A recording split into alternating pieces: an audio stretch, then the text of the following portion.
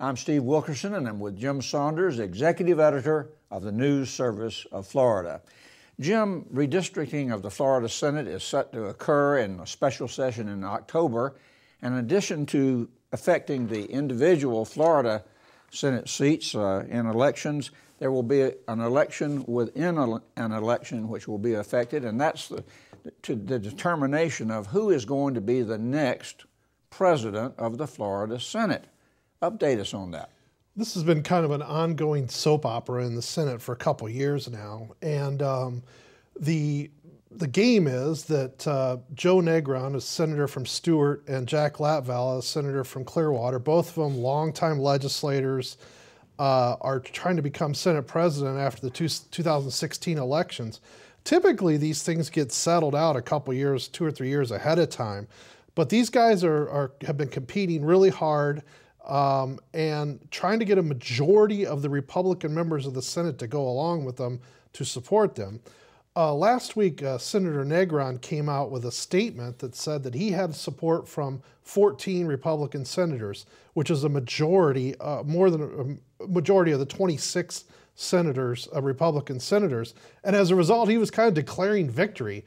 And Latvala quickly came back and said, not so fast. Part of the issue is that, as you said, they're going to have redistricting session in October. And it's anybody's guess at this point how many Senate districts are going to change. Some voting rights groups who have challenged the legality of the current districts have asked for as many as 28 districts, questioned 28 districts, which if there's anywhere near that number, a whole lot of district lines are going to change. There could be, some incumbents with their districts drawn out of their districts. Senator Latvala might have to run. Well, Senator Latvala, is in Pinellas County, and there's some questions about what shape his district is going to be in. But this is happening all over the state. So Latvala's position is you can't declare victory at this point because there's all these questions about redistricting. And the other thing, frankly, is he's all along said, wait till after the 2016 elections happen, then we'll count noses to see who becomes Senate president. But if, congressional redistricting winds up in the courts, which it probably will, Florida Senate redistricting might as well, and who knows what will happen. Well, and that's the other thing.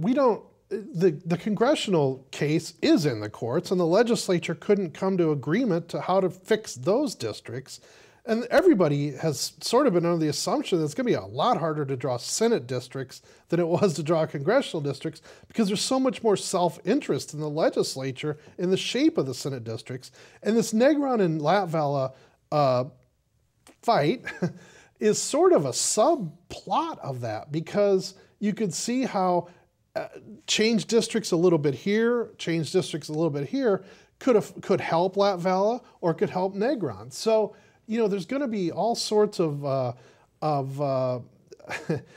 theories and about whether people are scheming to help Latvala and Negron. I mean, if you really look at the big picture of it, Senate president can be, and usually is, a very powerful position.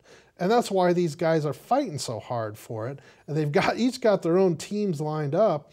And I think, we're just going to have to see whether Negron's prediction that he has enough support, solid support, actually holds going forward.